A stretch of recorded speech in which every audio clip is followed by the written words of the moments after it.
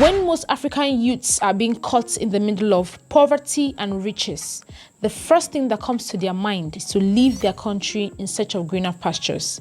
They can either go abroad or to another African country where they feel they will get their financial freedom.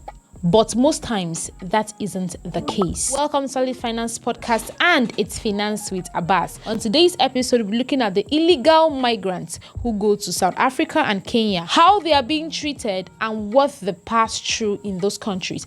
Before I continue, do well to like, do well to share, and don't forget to subscribe to our YouTube channel, Solid Finance Podcast, for more finance contents from us. Let's dive right in. Behind you is a life of poverty. A family that is waiting for a miracle or a breakthrough. A country that can no longer feed you, but you have no passports, no visas, no scholarships. How do you do this? How do you go to those countries? How do you survive? How do you cater for your family? And the most painful part is, in 2026, hope is the most dangerous thing you can carry around. Before you think of Japan or before you think of leaving your country to another country for greener pastures, stop and think about the law. If you're thinking of going to South Africa or Kenya, you must go there legally. Everything must be documented so that you don't get embarrassed or deported. Let's watch this video. Nobody else entertains it anyway in Africa. I travel Africa regularly. When I go to Africa, they tell me, what are you coming here to do? Who are you with? They want to see all of your approvals and everything. And they tell you, as soon as you're finished, please leave. Yeah. If you stay, you know what they do to you? They will imprison you immediately. They will, after that, they will what? They will send you out of the country. I travel to Africa as if South Africa is not part of Africa. This guy doesn't even know that South Africa is still part of Africa. Ignorant indeed. Only South Africans will understand him. Melo says it's because South Africa is led by corrupt officials who only think of themselves and their family. Could this be true? Malema and his EFF followers will make noise about illegal foreigners, saying they are his brothers and sisters. But he's not lying. We're all Africans. We're brothers and sisters. So if he's seeing other Africans as brothers and sisters, it's only fair. After watching that video, that should tell you who is trying to migrate from your country to South Africa or any other African country that they're going to be checking your legal papers. Everybody's trying to make their own country and their own economy better. And as such, allowing foreigners to just come in, even if they're Africans, can be very, very disturbing, as you don't know the motives of why that person is coming to your country. So I think I understand a bit of what South Africans are trying to do. They're not saying that Africans cannot come to South Africa. They are saying that if you must come to South Africa, it must be a legal process. You must follow due process to go to South Africa. Don't try to go through corners. That's just what they're trying to say. These two countries, South Africa and Kenya, serves two purposes in a migrant's mind. When a foreigner is going to South Africa, what he thinks is, I'm going to the land of final destination. He says to himself, this is the land of gold. Once I go there, I'm going to hustle and make so much money so that I can send back home to my family. Foreigners run to South Africa, and when they get there, they are willing to do anything to make money. They are going to stay there, they're going to hustle there, they're going to build there and make sure that they make enough money to be able to send back home. So when you see people in your country, you should understand that it's because your economy is good and because they are seeing hope for greener pastures in your country, South Africa, and as such, they are coming there to look for that greener pastures. Kenya is different. It is a strategic junction for migrants. And these migrants are from the Horn of Africa. Nairobi isn't just a city. When these migrants are moving, they look at Nairobi as a logistics hub. They either go to Kenya to find a smuggler, someone who can create a fake ID, or they stay in Kenya to make enough dollars to be able to transport themselves to Europe. The painful part is these two countries, South Africa and Kenya, have tightened their laws, have blocked their borders, and are ready to deal with every illegal foreigner in their country. Most of them use the Limpopo rivers and the Gamagama gangs robbers they prey on the vulnerable ones, people that are not willing and ready to fight. If you know you don't have the grace to fight because it's a 50-50 case, then those that go to Kenya illegally, they use the Moyale border. The Moyale border is a desert. This desert is worse than the smugglers because the sun is scorching. In 2026, price of entry into these two countries isn't just about your money, it's about proper documentation. If you are caught, it's often a debt that is very hard to repay. I would like us to see how illegal foreigners are being treated when they are caught in Kenya and in South Africa. Let's watch it.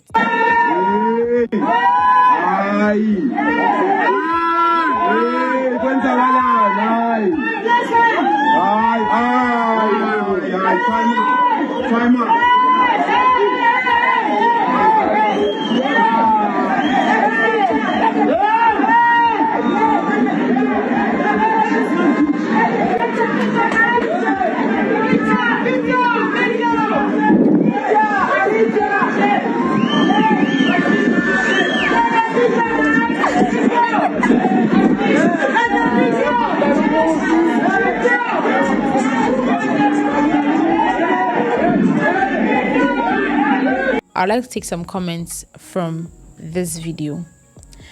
And that one says, in white countries, foreigners are not treated like this. They are given a lot of respect.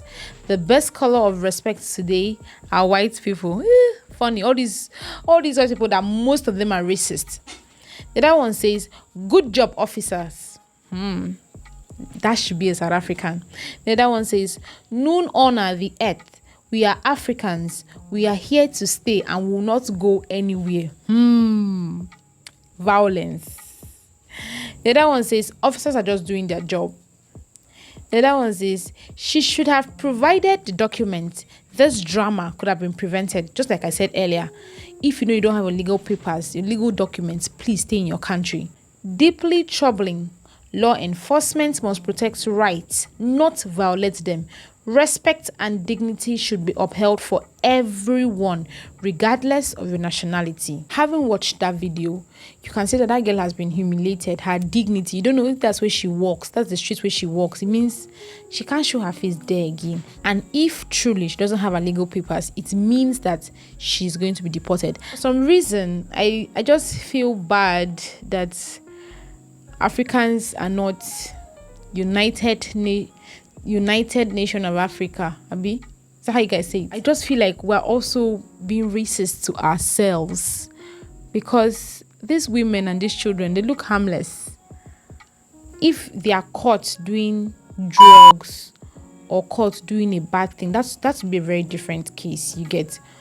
But for the fact that they're just there looking for greener pastures, most of the citizens in South Africa and Kenya are accusing these illegal foreigners, and that is not a good image. I'd like us to watch a video of a woman who was crying bitterly. Hate foreigners and the government is doing nothing. Our kids have turned into zombies. It's all because of them. But I'm wondering why, you said you hate foreigners. Most of them are selling drugs. You can ask my son. He will tell you. He started smoking drugs when he was 14 years old. He said it's crystal. That's him. I would like us to read some of the comments. Now, Bold and Blue says, not all foreigners are the problem, only some. Many of them actually contribute positively by sending resources home or buying from our local businesses. We should acknowledge that as a community, we also need to take responsibilities for our own families and our own children. Instead of blaming foreigners for everything, we need to admit where we have failed too. We should be able to say, hey, we were wrong, or tell our children, you've made a mistake, but let me show you the right way. Some of the issues we face come from our own lack of accountability, not from foreigners alone. Yes, the government has also made mistakes in how it's handling immigration, but that does not mean we should hate foreigners. What we need is a proper system, one that controls immigration fairly, supports refugees, ensures equal opportunities for everyone, and helps reduce unemployment for both South Africans and foreign nationals. Queen Bey says, fellow South Africans, please travel more. Everyone is a foreigner somewhere. That's the thing. You know, some people are just going there for greener pastures. I'd also like us to watch another video from a Kenyan. Was arrested with suspected cocaine drugs of about 3 grams. After entry, it was found that the suspect had maliciously damaged some items in the room. As we saw in that video, the arrest was done by the police in Kenya. Now, Kenyans have entrusted the arrest of illegal foreigners to their policemen. Meanwhile, in South Africa, the policemen can arrest, the home officers can arrest, even a special group called the Dudulas. They've also been given the right to arrest. Now, who are the Dudulas? Let's watch this video. Now, Operation Dudula by definition is what? A lot of people who've been commenting, they don't even know how to define Operation Dudula. Yeah. Let me help them. Operation Dudula is military veterans and umphakathi, and the logos of AK-47 State 2 crossing. People don't even know that. Now, that tells members you of Umkhonto Isizwe, MK veterans. Military veterans. Not MK. So they can come from APLA, MK, so it's military veterans. Jeez, that's beautiful. Military veterans. Now, okay. And umphakathi. Now, that tells you that Dudula is made up of 2 constituencies. So basically, the Dudulas are the ones that are protecting South Africa. That's the bone of contention today. Going to other African countries is not a taboo or is not something that should be banned. But make sure that when you're going to those African countries, you're going there legally. These bodies called Dudula that are being entrusted to take care of the security of their country, South Africa. They can walk into any hospital, they can walk into any house, walk into any building, and if they catch anybody who is not a legal citizen of their country or a legal person, a person who came in legally, they would ask you to leave. Let's watch this video.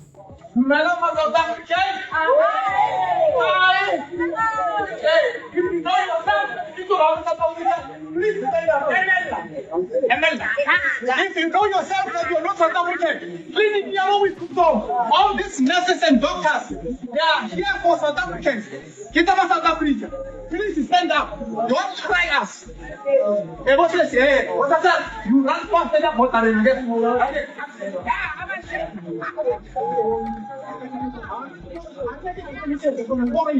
Illegal foreigners. Illegal foreigners. Beware.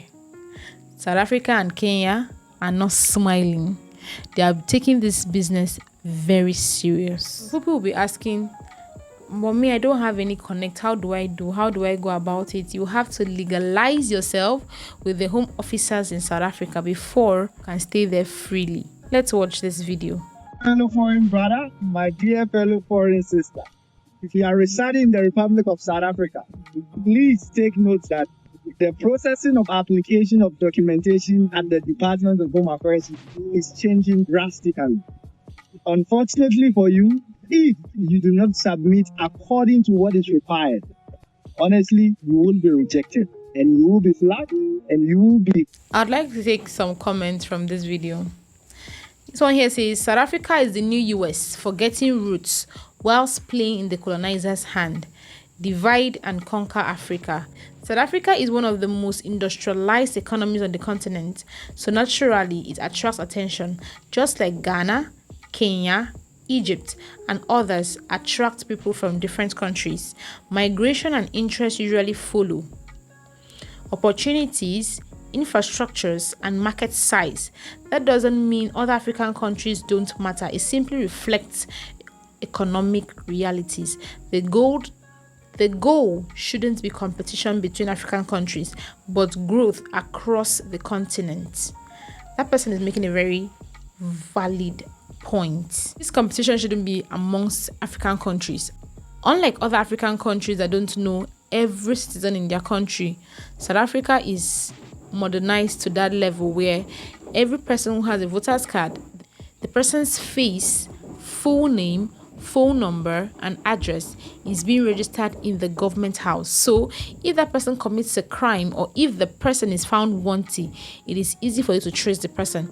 But in this case, where the person is not known, is not documented, no address, no phone number, nothing, it is hard to catch that kind of person, and that makes the place unsafe, and insecurity rate continues to increase. In Kenya, it was said in the news that some of the immigration officers are now issuing Kenya passports to illegal foreigners without verification, without legal action.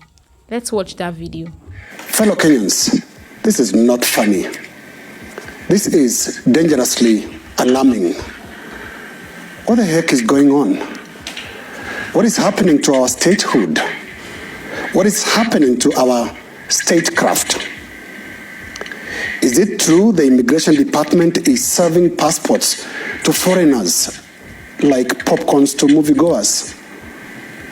Is it true that foreign crime against humanity suspects are now proud holders of Kenyan passports? On that note, I'd like to take a few comments from this video from most Kenyans. The other one says, our leaders are rotten and we need to hold them to account. For the fact that the immigration officers are issuing out Kenyan passports to people who are not legal, it means that they have to work on the inside first before they can even think about closing their borders. Because even when you close their borders and people can come in from the desert, they believe that when I get there, I'll just pay 1 or 2. But in South Africa, the person was fetched out. She was arrested for issuing out South African passports to people. 35-year-old woman was arrested on Tuesday afternoon at the Nigel Home Affairs office for allegedly issuing over 300 fraudulent birth certificates. The woman, who has worked for Home Affairs for 11 years, has been under investigation since January last year. Officials say she got wind of the investigation against her and tried to resign from her position, but was thwarted by police. I'd like us to take some comments from the comment section. The person says they must cancel all those certificates on the system and deactivate it. The other one says they must cancel all the IDs, all the passports and certificates issued fraudulently since 1994. The spaza shop has sparked issues as this has caused a rift between South Africans and other foreigners. They claim that those foreigners have come and taken their businesses from them. I'd like us to watch this video.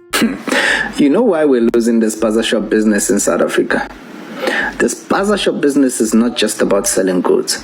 It's a war for survival and legacy. Somali entrepreneurs are winning this battle, and here's why.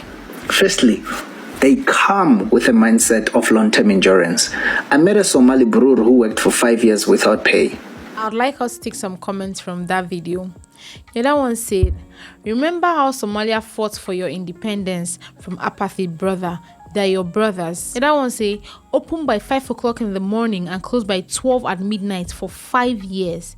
The other one says, on behalf of Somali community, I taught and shared business skills, many South African which they are benefiting from today.